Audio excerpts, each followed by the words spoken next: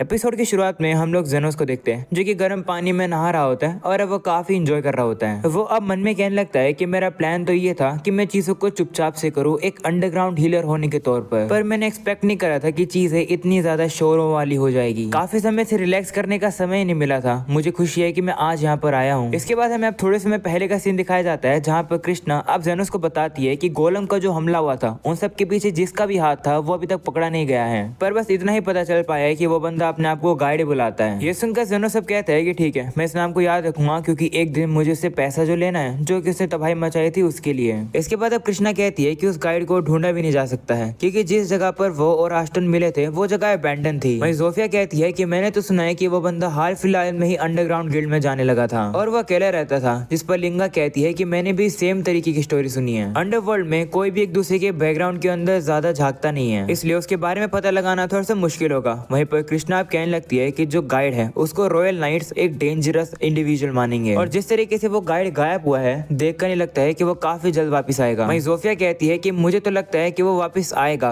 पर भले ही लेट आए या फिर जल्दी आए उसका कोई ना कोई प्लान तो चल ही रहा होगा, उससे डील करना इतना भी आसान नहीं होगा। वहीं उनकी बात सुनकर कृष्णा अब कहने लगती है कि तुम इस तरीके से अपने आइडियाज देना बंद करो। वो लोग वापस में लड़ने लगते हैं, जिस पर जेनोस कहता है कि तुम लोग आमने सामने बैठकर क्यों नहीं बात करते हो। वहीं कृष्णा कहती है कि मैं एक रॉयल नाइट हूँ, मैं इन क्रिमिनल्स के सामने नहीं बैठ सकती हूँ। ये सुनकर सभी लोगों को गुस्सा आ जाता है और अब वो लोग आपस में फिर से लड़ने वाले होते हैं, जो देखकर जेनोस उन लोगों को अपने क्लिनिक से बाहर निकाल देता है। वो उनसे कहता है कि आज मैं काफी थका हुआ हूँ इसलिए मैंने छुट्टी ले रखी है, इसलिए मेरी छुट्टी बर्बाद मत करो। ऐसा बोलने के बाद अब वो उन लोगों को बाहर निकाल देता है, जिसके बाद अब जेनोस जाकर बैठ जाता है। तभी लिली उसके पास आती है और कहती है कि मेरे पास एक आइडिया है, इतने समय से तुम काफी थक गए हो ना, तो क्यों ना मूड बेहतर करने के लिए हम दोनों ही कहीं पर चलते हैं। वो अब जेनोस को बताने वाली होती है कि उन लोगों को कहाँ पर चलना चाहिए, पर तभी अचानक से वहाँ पर जोफिया आ जाती है। वो अब जेनोस से कहती है कि इतने समय से आप थक गए थे ना, मेरे पास एक आइडिया है, क्यों ना हम सभी लोग हॉट स्प्रिंग में चलते हैं, इससे आप अच्छे से रिकवर भी हो जाओगे। ये सुनकर जेनोस कहता है कि अच्छा आइडिया है, ठीक है चलो चलते हैं। वहीं ये सुनकर लिली काफी ज्यादा उदास हो जाती है क्योंकि जेनोस के साथ हॉट स्प्रिंग में जाने का प्लान उसका था। वहीं पर जोफिया खुश होकर वहाँ से चली जाती है। इसके बाद अब अचानक से वहाँ पर लिंगा आ जाती है। उसे देखकर जेनोस कहता है कि अब तुम्हें क्या हो गया, जिस पर वो कहती है कि मेरे पास एक आइडिया है, गोलम के हमले की वजह से सभी लोग काफी थक गए थे, तो क्यों ना हॉट स्प्रिंग में चले। तो जेनोस कहते ठीक है चलते हैं। इसके बाद अब अचानक से वहाँ पर लोई भी आ जाती है। वो अब कुछ कहने वाली होती है, पर तभी जेनोस उसे कहता है कि मैं समझ गया, तुम चाहती हो कि मैं हॉट स्प्रिंग में तुम्हारे साथ चलूं, है ना। ये सुनकर लोई शर्मा जाती है और कहती है कि तुम्हें कैसे पता, इसका मतलब है कि हमारे दिल एक साथ जुड़े हुए हैं। इसके बाद अब लोई वहाँ से चली जाती है। तभी हम लोग अब देखते हैं कि वहाँ पर कृष्णा भी आ जाती है और अब जेनोस उसे भी देखकर समझ जाता है कि वो क्या बोलने वाली है, इसलिए वो उसे कह देता है कि चलो ठीक है, चलो हम सभी हॉट स्प्रिंग में चलते हैं। वहीं पर ये सुनकर कार्मिला भी नीचे आ जाती है। उसे देखकर जेनोस कहता है कि तुम भी चलने वाली हो क्या।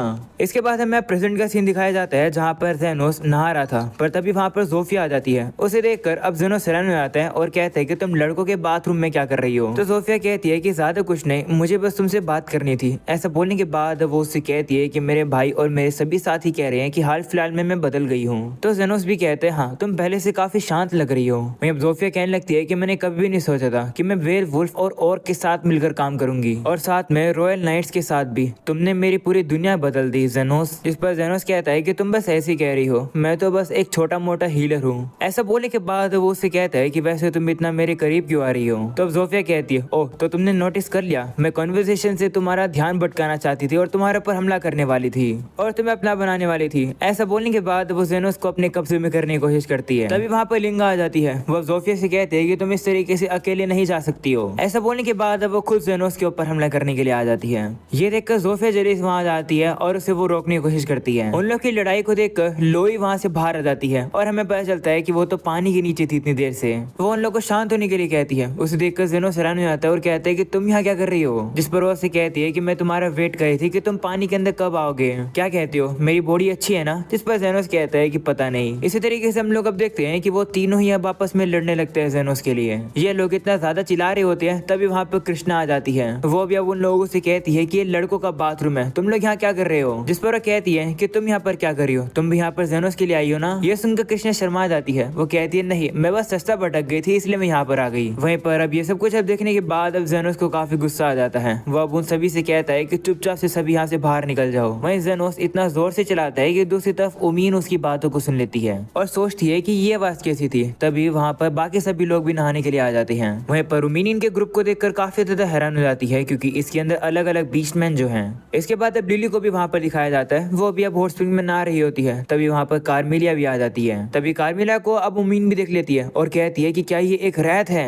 ऐसा बोलने के बाद वो उसके ऊपर हमला करने वाली होती है, पर तभी कार्मेलिया ये देखकर वहाँ से भाग जाती है। अगले सीन में वो सभी लोग अब खाना खा रहे होते हैं, जहाँ पर जेनोस अब कृष्णा से कहता है कि अगर तुम ऐसा चेहरा बनाने वाली हो तो क्यों ना आकर तुम हमें ज्वाइन करो। वहीं कृष्णा अब कह रही होती है, नहीं मैं एक नाइट्स हूँ, मैं इन क्रिमिनल्स के साथ नहीं बैठ सकती हूँ। तो जेनोस भी कहते हैं ठीक है। अगले सीन में हम लोग अब देखते हैं सभी लोग सो जाते हैं, जिसके बाद अब जेनोस बाहर आता है, जहाँ पर उसे कार्मेलिया दिखाई देती है। जेनोस अब उसे बताने लगता है कि मैं काफी ज्यादा थक गया हूँ, वो भी उन सभी लोगों की वजह से। वो लास्ट में ड्रिंक हो गए थे और काफी इंजॉय करने लगे, पर उन लोगों की वजह से मैं थक गया। जिस पर अब कार्मेलिया कहती है कि कोई बात नहीं, सभी लोग यहाँ पर एंजॉय करने तो आए थे। तो जेनोस कहते हैं हाँ वो तो ठीक है, पर तुम यहाँ पर कैसे आई? मुझे लगा था कि तुम सूरज में ज्यादा देर तक नहीं रह सकती हो। तो कार्मेलिया कहती है कि मैंने इस छड़ी को पोजेस कर लिया था और इसे लिली लेकर आ गई। तो जेनोस कहता है कि जब तुम जिंदा थी तभी छड़ी तुम्हारी हुआ करती थी क्या? आखिर तुम उस समय पर कैसे थी? जिस पर कार्मेलिया कहती है कि उस बात को काफी समय हो गया इसलिए मुझे याद नहीं है। ये सुनकर जेनोस कहते हैं कि इसका मतलब तुम अपने पास्ट के बारे में नहीं बताना चाहती हो। इसके बाद हमें अब सुबह किचन का सीन दिखाया जाता है, जहाँ पर जो फायर मैजिक स्टोन होते हैं वो एक्सप्लोड हो जाते हैं, जिसकी वजह से वो जो शेफ होता है वो थोड़ा सा जल जाता है। जो देखकर रूमीन वहाँ पर पहुंच जाती है और कहती है कि मैं हीलर हूँ, मैं इसे हील करती हूँ। ऐसा कहने के बाद वो उसे एक फर्स्ट एड दे देती है, पर उसे वो पूरी तरह से ट्रीट नहीं कर पा रही होती है। वो कहने लगती है कि इसकी हालत इतनी बुरी हो चुकी है कि मुझे नहीं लगता कि ये बंदा वापस से नाइफ को उठा पाएगा अपने हाथों से। तभी धमाके की आवाज सुनकर वहाँ पर जेनोस भी आ जाता है। उसे देखकर रूमीन कहती है कि पास में एक रॉयल हॉस्पिटल का ब्रांच है, हमें इसे वहाँ लेकर चलना चाहिए, वहाँ पर एडवांस हीलिंग मैजिक सर्कल मिलेंगे। तो जेनोस कहते हैं कि वहाँ जाने की जरूरत नहीं है, मैं संभाल लूंगा इसे। तभी वहाँ पर लिली भी आ जाती है। उसे देखकर जेनोस अब उसके साथ चला जाता है। वहीं उमीन उसे देखकर कहती है कि तुम ऐसे ही चले जाओगे क्या? वहीं पर जेनोस अब जा रहा होता है, पर वो दूर से अपनी पावर का यूज करके उस बंदे को हील कर देता है और वो वहाँ से चला जाता है। जो देखकर उमीन शौक हो जाती है कि आखिर जेनोस इस बंदे को अकेले कैसे छोड़कर जा सकता है। पर तभी अचानक से वो बंदा खड़ा हो जाता है और हम लोग अब देखते हैं कि उसकी चोट तो पूरी तरह से ठीक हो चुकी है। जो देखकर उमीन काफी ज्यादा शौक हो जाती है कि आखिर ये कैसे हुआ, क्योंकि इस चोट को तो हील करने वाला कोई एलीट हीलर ही होगा। अगले सीन में उमीन अब ये सारी बातें आकर अपने सीनियर को बताती है। ये सुनकर बंदा भी अब कहने लगता है कि एक ऐसा एलीट हीलर जो कि जल्दी से चोट को हील कर सकता है, वो बंदा तो काफी कमाल का लगता है। कंट्री में 10 से भी कम लोग हैं ऐसे। मुझे विश्वास है कि गवर्नमेंट चाहेगी कि वो पर्सन एक नेशनल एसेट बने। क्या तुम्हें याद है कि वो बंदा कैसा दिखता था? तो उमीन कहती है कि उसके काले बाल थे, शायद से उसका नाम जेनोस था। जो सुनको बंदा कहता है कि देखकर लगता है कि जेनोस इतना बुरा पर्सन नहीं है, तो शायद हमें उसे इग्नोर कर देना चाहिए। पर तभी उमीन अब कहती है कि हाँ मुझे याद आया, उसने एक ब्लैक कोट पहन रखा था। ये सुनकर बंदा हैरान हो जाता है और कहता है कि एक एलीट ग्रेड का हीलर जिसने ब्लैक कोट पहना है। ऐसा बोलने के बाद वो कहता है कि मैंने अपना इरादा बदल लिया, चलो जेनोस को ढूंढते हैं। तो उमीन कहती है कि पर हम लोग वो कैसे करेंगे? तो बंदा कहता है कि लगता है कि जेनोस के पास ऑफिशियल रजिस्ट्रेशन नहीं है, तो वो एक सिटीजन नहीं है, यानी कि वो स्लम्स में रहता होगा। चलो वहाँ चलते हैं। तो उमीन भी कहती ठीक है, वैसे आपने अपना इरादा क्यों बदला उससे मिलने का? जिस पर वो बंदा कहता है कि मैं भी तो एक एलीट हीलर हूँ, इसलिए मैं उससे मिलना चाहता हूँ। इसके बाद अब अगले सीन में हम लोग अब देखते हैं कि जोफिया का भाई अब एक बंदे को जेनोस के क्लिनिक पर लेकर आता है। वो बंदा और कोई नहीं बल्कि वही एलीट हीलर है। जोफिया का भाई बताता है कि ये बंदा खांसी कर रहा था, तब खून निकल रहा था, उसके बाद ही बेहोश हो गया। तो जेनोस भी अब उसे बेड पर लेटाता है और वो उसे अच्छे से जांच करना शुरू कर देता है। जेनोस समझ जाता है कि उस बंदे को रेड लंग नाम की बीमारी हुई है। वो लिली और जोंडे को पीछे होने के लिए कहता है। जेनोस अब कहता है कि काफी समय पहले एक पैंडेमिक हुआ था, जिससे कि इसी बीमारी की वजह से काफी सारे लोग मर गए थे। जेनोस अब कहने लगता है कि मेरे ख्याल से रेड लंग्स तो अच्छे से क्योर हो जाना चाहिए था, तो आखिर कोई नया इन्फेक्शन आ गया क्या? वहीं पर ये सारी बातें सुनने के बाद वो बंदा अब कहता है कि तुम तो काफी ज्यादा टैलेंटेड हो, तुमने बीमारी को इतने अच्छे से पता लगा लिया। अब जेनोस से कहता है कि तुमसे मिलकर अच्छा लगा, मैं रॉयल हॉस्पिटल का एक एलीट हीलर हूँ, मेरा नाम एर्नाल्डो है। दरअसल जो मेरा केस है वो थोड़ा सा अलग है, मैं हीलिंग मैजिक में थोड़ा सा अच्छा नहीं हूँ। तो जेनोस कहते हैं कि क्या तुम्हें सही में रेड लंग है भी या नहीं? तो अब एर्नाल्डो बताने वाला होता है, पर तभी वहाँ पर उमीन आ जाती है। वहीं पर उमीन और जेनोस एक दूसरे को देखकर पहचान जाते हैं। उमीन अब एर्नाल्डो से कहते हैं कि तुम कितनी क्रेजी हो, तुम अपने आप को ही बीमार बना गए। तो एर्नाल्डो कहता है कि ऐसा करना जरूरी था, नहीं तो हम लोग जेनोस को ढूंढ नहीं पाते। ऐसा बोलने के बाद अब उसे थोड़ा सा दर्द होने लगता है। वो अब जेनोस को बताता है कि मैंने एक ऐसा दवाई ले ली थी जिससे कि मेरे अंदर ऐसे सिम्टम्स आ गए कि मुझे रेड लंग है। चिंता मत करो, मैंने थोड़ा सा ही डोज लिया था, मेरे पास एंटीडोट भी है। ये सुनकर जेनोस कहते हैं कि आखिर कहा तुम्हें ये दवाई मिली कहाँ से? इस पर एर्नाल्डो कहता है कि ये मैंने खुद बनाई है, क्योंकि मैंने ही तो रेड लंग का क्योर भी निकाला था।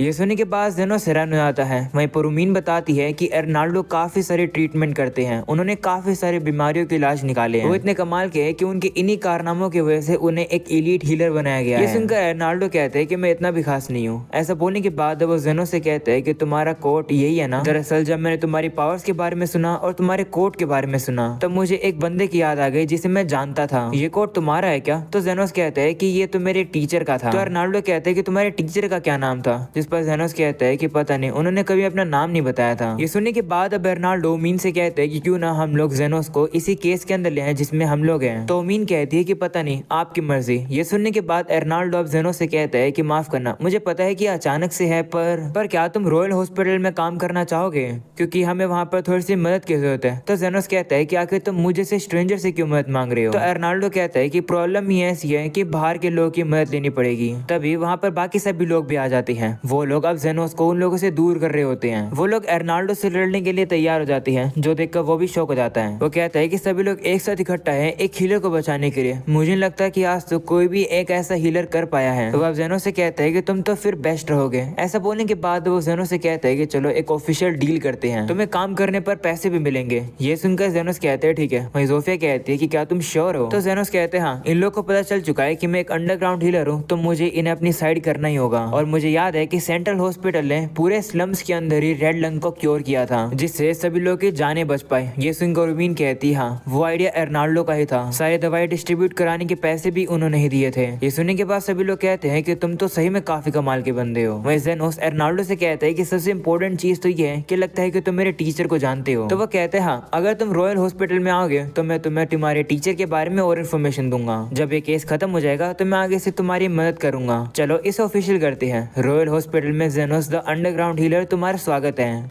अगले सीन में यूनिफॉर्म पहनकर जेनोस अब चला जाता है रॉयल हॉस्पिटल में। जेनोस काफी ज्यादा हैरान हो जाता है क्योंकि ये जगह काफी ज्यादा बड़ी है। अर्नाल्डो बताने लगता है कि मैं तो कभी कभी गुम हो जाता हूँ, ये जगह इतनी बड़ी है। चलो अभी के लिए मेरे स्टडी रूम में चलते हैं। इसके बाद वो लोग उसी रूम के अंदर आ जाते हैं। इसके बाद अब अर्नाल्डो जेनोस को बताता है कि मैं बताता हूँ कि मैंने तुम्हें किस लिए हायर किया है। तो जेनोस कहता है कि कुछ लोग मिसिंग हो गए हैं, इसी वजह से तुमने मुझे हायर किया है ना। मैं किसी को ट्रैक नहीं कर सकता अगर तुम मुझसे ट्रैक करवाना चाह रहे हो लोगों को। तो अर्नाल्डो कहते नहीं, मैं ये नहीं चाहता हूँ। मैं चाहता हूँ कि तुम इधर उधर जाओ और इन्फॉर्मेशन इकट्ठी करो। रेगुलर स्टूडेंट्स के अलावा जो स्पेशल रिसर्च स्टूडेंट होते हैं वो रिकमेंडेशंस के थ्रू सारे प्रोग्राम्स को अटेंड कर सकते हैं। तुम्हें भी रेकमेंड किया गया है, इसलिए तुम इन्फॉर्मेशन इकट्ठी कर पाओगे अलग अलग प्रोग्राम्स में जाकर। तो जेनोस कहता है कि तुम्हें चिंता नहीं है क्या अगर किसी को मेरी आइडेंटिटी के बारे में पता चल गया तो? अर्नाल्डो कहता है कि तुम्हारा नाम जेनो होगा, एक ऐसा पर्सन जो कि हाल फिलहाल में अभी वापस आया है, और वैसे मैंने तुम्हें रेकमेंड किया है, इसलिए सिक्योरिटी को तुम पर शक नहीं होगा। अगले सीन में जेनोस अपने रहने वाली जगह को देखने के लिए आता है, पर वो देखता है कि वहाँ पर लिली भी होती है।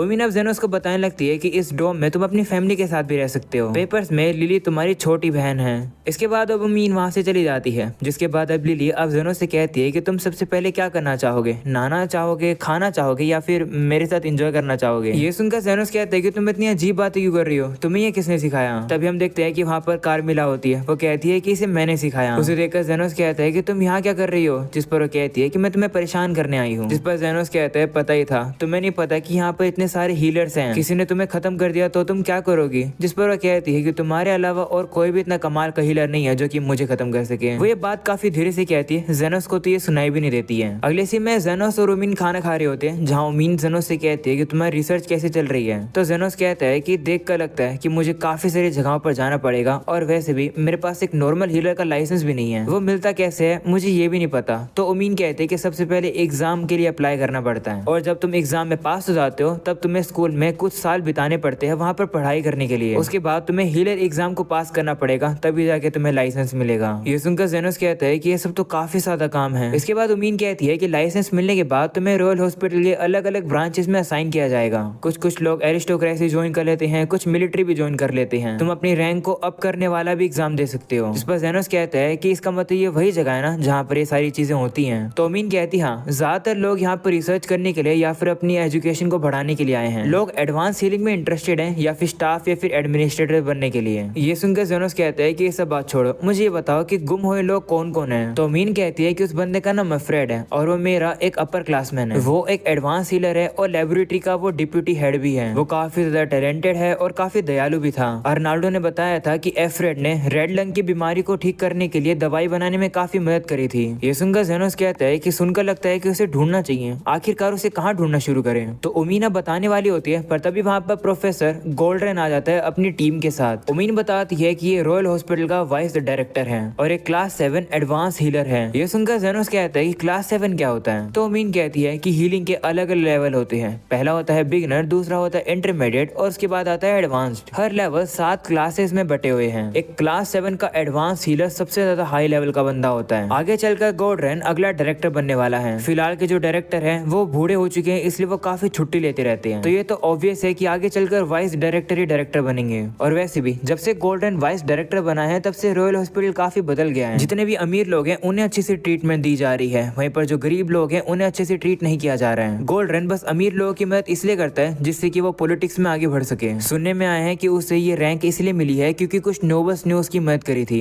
ये सुनकर जेनोस कहता है कि मैं तो इससे दूर ही रहना चाहूंगा, जिस पर उमीन कहती है कि ऐसा तुम्हारे लिए नहीं हो पाएगा, क्योंकि ऐसा हो सकता है कि एफ्रेड के गायब होने में गोल्डन का ही हाथ हो। ऐसा इसलिए क्योंकि गोल्डन काफी एम्बिशन है, वो चाहता है कि टैलेंटेड लोग उसी के अंडर काम करें। उसने एफ्रेड को हमारी लैब के लोन के तौर पर बुलाया था, जिस पर जेनोस कहता है कि लेकिन अर्नाल्डो ने कुछ नहीं किया। तो उमीन कहती है कि गोल्डन ने फाइनेंशियली काफी सपोर्ट दिया था रेड लंग के क्योर को बनाने के लिए, तो पैसे तो उन्हें वापस चुकाने ही थे। और एफ्रेड को भी लगा था कि अगर वो गोल्डन के पास जाएगा तो वो काफी ज्यादा ग्रो करेगा, पर एक महीने बाद वो गायब हो गया। जिस पर जेनोस कहता है कि लेकिन इन सब के बारे में गोल्डन का क्या कहना है। तो उमीन कहती है कि गोल्डन का कहना है कि उसे नहीं पता कि आखिर एफ्रेड को क्या हुआ और वो कहाँ गया। तो जेनोस कहता है कि मैं समझ गया, पर आखिर मैं गोल्डन के पास अप्रोच कैसे करूँ। तो उमीन कहती है कि तुम काफी टैलेंटेड हो, तुम्हें बस प्रोग्राम्स को ज्वाइन करना है और बाकी गोल्डन तुम्हें अपना आप कॉन्टेक्ट कर लेगा। वो लोग अब बात कर रहे होते हैं, पर तभी वहाँ पर एक लड़का आ जाता है। वो उमीन से कहता है कि तुम यहाँ कोने में क्यों बैठी हो।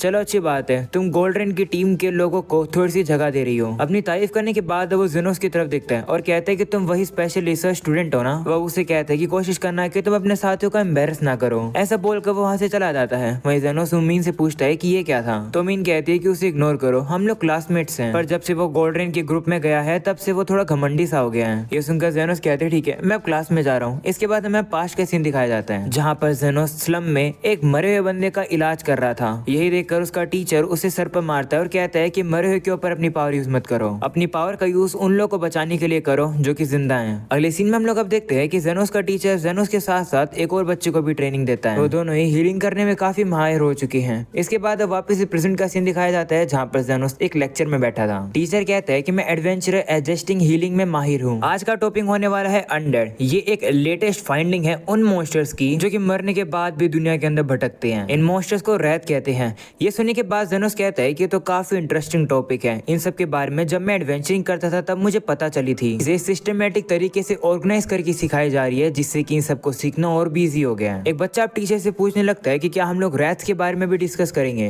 तो टीचर कहते हैं हाँ, पर जो रैथ होते हैं वो काफी हाई रैंकिंग होते हैं अनडेड मॉन्स्टर्स के बीच में। उनके बारे में हमें ज्यादा नहीं पता है क्योंकि उन लोगों को ज्यादातर लोगों ने नहीं देखा है। और दूसरा ये है कि जो भी उनसे मिलता है वो पार्टी पूरी तरीके से खत्म कर दी जाती है उन रैथ्स के द्वारा। इसलिए सबसे बेस्ट तरीका ये है कि अगर तुम्हें कभी रैथ दिखता है तो भाग जाओ। जो मॉन्स्टर बात कर सकता है वो काफी खतरनाक होते हैं। ये सुनकर जेनोस हैरान हो जाता है क्योंकि उसके कमरे में तो एक बात करने वाली रैथ है। वो कहता है कि शायद से इसके बारे में मुझे किसी को नहीं बताना चाहिए। टीचर अब सभी से कहता है कि टॉपिक खत्म करने से पहले मुझे ये बताओ कि क्या आज से पहले कोई कभी अनडेड से लड़ा है क्या। अगर कोई लड़ा है तो अपने एक्सपीरियंस को शेयर करो। ये सुनने के बाद क्रिसोन खड़ा हो जाता है। वो कहता है कि मैं गोल्डन लेबोरेटरी का मेंबर हूँ। कुछ सालों पहले मैं एक एडवेंचरर था, तब मैंने 30 भूतों को हराया था। ये सुनने के बाद सभी लोग तालियां बजाने लगते हैं। जिसके बाद अब क्रिसोन जेनोस की तरफ देखता है और कहता है कि तुम्हारे बारे में क्या है, क्या तुम किसी से लड़े हो। वहीं पर जेनोस अब सोचता है कि उसे अपने आप को पॉपुलर बनाना है, पर फिर भी उसे ज्यादा स्टैंड आउट नहीं करना चाहिए। वो सोचता है कि वो एक ही बारी में 50 को हरा सकता है, पर जेनोस झूठ बोल देता है। वो कहता है कि मैं भी 30 को हरा सकता हूँ, वो भी एक बार। ये सुनने के बाद सभी लोग हैरान हो जाते हैं और कहते हैं क्या एक ही बारी में। वहीं क्रिसोन भी हैरान होकर कहता है कि तो इम्पॉसिबल है, तुम एक बार में कैसे हरा सकते हो। ये सुनकर जेनोस शॉक हो जाता है और वो सोचता है कि इसका मतलब क्रिसोन एक बारी की बात नहीं कर रहा था, बल्कि वो ये कह रहा था कि उसने आज तक सिर्फ 30 को हराया है। वहीं टीचर भी जेनोस की बात सुनकर हैरान हो जाते हैं और कहते हैं कि तुम तो वही स्पेशल रिसर्च स्टूडेंट हो ना, तुम क्या कह रहे हो, क्या तुम अच्छे से एक्सप्लेन कर सकते हो।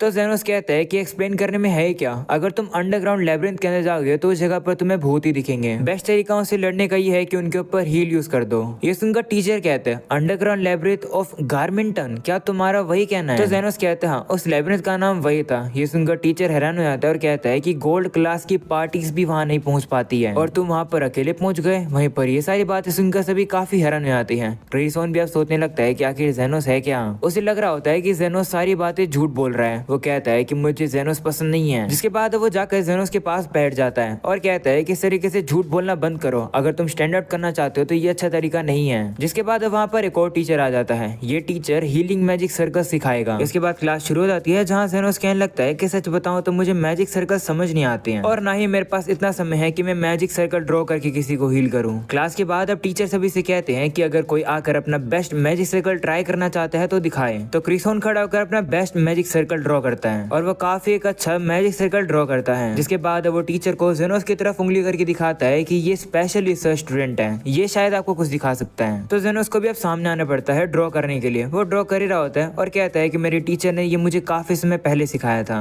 मुझे सिर्फ यही आता है। ऐसा बोलने के बाद अब जेनोस ड्राइंग कर देता है। उसे देखकर क्रिसोन हंसने लगता है और कहता है कि मैंने आज से पहले ऐसे कई मैजिक सर्कल नहीं देखा, लगता है कि तुम्हें ये आता ही नहीं बनाना। तभी टीचर वहाँ पर आकर जेनोस की ड्राइंग देखते हैं और कहते हैं कि ये मैजिक सर्कल तो काफी कमाल का है, ये तो सिंपल हीलिंग मैजिक के भी परे है, क्या ये रीजनरेशन के लिए है? तो जेनोस कहते हैं हाँ, अगर पेशेंट काफी सारी उंगलियां खो देता है तो इस सर्कल का यूज करके उन्हें वापस ग्रो किया जा सकता है। ये सुनकर टीचर हैरान हो जाता है और कहता है कि लेकिन इसे एक्टिवेट करने के लिए तो काफी ज्यादा माना लगता होगा ना, इसे तो कोई कर ही नहीं पाएगा। वहीं जेनोस कहता है कि मैं कर सकता हूँ। ऐसा बोलने के बाद वो उस मैजिक सर्कल को एक्टिवेट कर देता है, जो देखकर सभी लोग हैरान रह जाते हैं। टीचर अब जेनोस से कहने लगता है कि प्लीज मेरी लेबोरेटरी को ज्वाइन कर लो, तुम काफी कमाल की हो। वहीं जेनोस कहता है नहीं, मुझे नहीं ज्वाइन करनी। वहीं ये सब कुछ जब देखकर क्रिसोन वापस से जेनोस से जेलस फील करता है। अगले सीन में हम लोग अभी बंदे को देखते हैं जो कि गोल्डरेन को अब जेनोस के बारे में बता रहा होता है। वो उसे बताता है कि स्कूल में एक ऐसा बंदा आया है जो कि एक ही बार में 30 भूतों को हरा सकता है। उसका नाम जेनु है और वो इस साल का स्पेशल रिसर्च स्टूडेंट है। ये सुनकर गोल्डन हैरान हो जाता है और कहता है कि हमारी फैक्शन इतनी बेकार है क्या कि कोई स्पेशल रिसर्च स्टूडेंट को आकर ज्वाइन करना पड़ा। तभी वहाँ पर एक बंदा आ जाता है और कहता है कि मुझे रिपोर्ट मिली है